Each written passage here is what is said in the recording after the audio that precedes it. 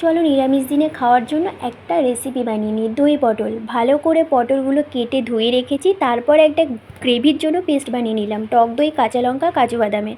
তারপর গুঁড়ো মশলার একটা পেস্ট বানিয়ে নিলাম, হলুদ গুঁড়ো, লঙ্কার গুঁড়ো, জিরের গুঁড়ো, সামান্য একটু গরম মশলার গুঁড়ো দিয়ে জল দিয়ে মিশিয়ে নিলাম। আর এদিকে পটলগুলো আমি ভালো করে ভেজে নিচ্ছি। আর ভালো করে ভাজানো হয়ে গেলে সেই তেলের মধ্যে আরেকটু তেল অ্যাড করে আমি গোটা গরম মশলা দিয়ে দিলাম আর মশলাগুলো জলটাও দিয়ে দিলাম। তারপর আমি পটলগুলো দিয়ে দেবো আর পটলগুলো দিয়ে একটু সামান্য নেড়ে চেড়ে নেব।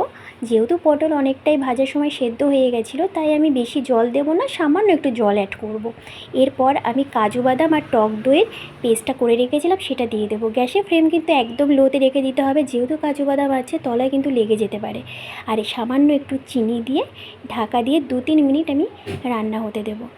ব্যাস, আমার এদিকে দই পটল রেডি একদম।